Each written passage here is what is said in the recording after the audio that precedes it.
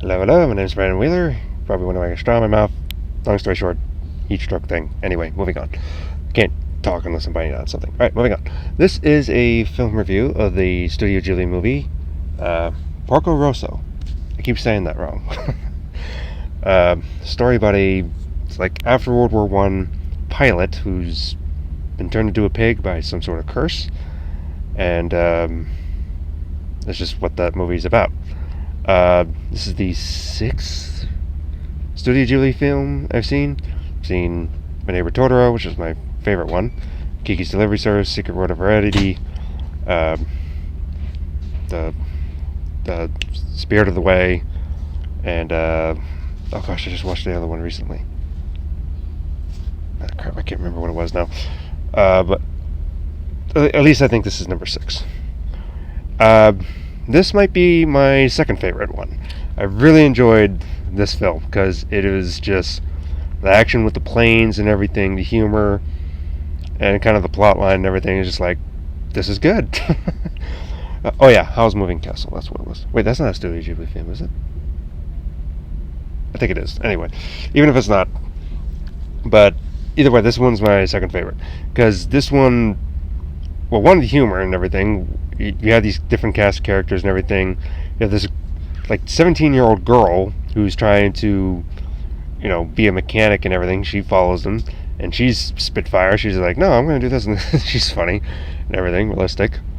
And I watched the English version. I will say that. Well, there's seemingly multiple English versions, but this is the one that was on Amazon. So I don't know which one wasn't. I don't think it was Michael Keaton playing the pig, but the only thing was you could say, like, why is he turned into a pig? So seemingly, I guess when no one's looking, he turns back to being a human.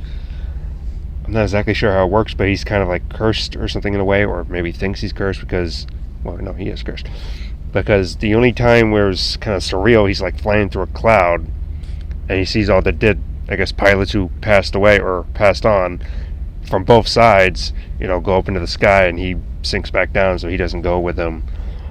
And it's just kind of like, well, he's survivor's guilt, whatever it is, something. And you got this American pilot who's just the worst Texas accent you could think of. He's kind of the rival throughout the thing, because Porco Rosso, being the World War I pilot, fought for Italy in the war against Germany and everything, but then seemingly because maybe that event happened, he felt selfish because he ran. He was the only one left of his group and the only one alive, but he refused to fight for the Air Force anymore, so he kind of left it and everything. So then he becomes like a bounty hunter for hire, and there's a bunch of sea pirate planes flying around and everything, going after this and that. So it's just, and Italy's not happy about that and wants to kill him or find him at least, but basically kill him. And it's kind of setting up towards the Mussolini takeover of, or did they take over? I don't know if it's officially that the fascist nation took over Italy yet with Mussolini, or if they're starting to get to, because he says, better a pig than a fascist. Like every time someone says, like, you're a good person, everything's like, I'm a pig, I'm a pig, I'm a pig. It's like he completely has erased his human identity because he's just, I think he keeps holding on to the memory of what happened to that day, losing all his friends and everything, including this friend who was married to this girl, who basically got married, and then they had to go off the next day to fly, and that's when he got killed. And she's happened to still, because he's been around for so long, she's been in love with him. This lady, she's still in love with him, wants him to come visit, and is supposed to visiting at night and be with her and everything, but he just doesn't want to give in, even though he's a womanizer and stuff, but he won't, I guess because he doesn't want people to be close. I mean, womanizing, you have women here and there, but someone actually close and everything, like her, and the teenage girl is trying to be, a friend to him and everything. He's trying to push people away, I think, because of all the pain and everything. He's kind of given up on life, you can say, because of how much alcohol he drinks and everything. Interesting things, they had all, when he's in Italy, in Milan, the grandfather, the mechanic, including the girl, but he has all his relatives coming in. It's all female relatives because all the men have gone on to look for work elsewhere, whether in other countries or other places in Italy.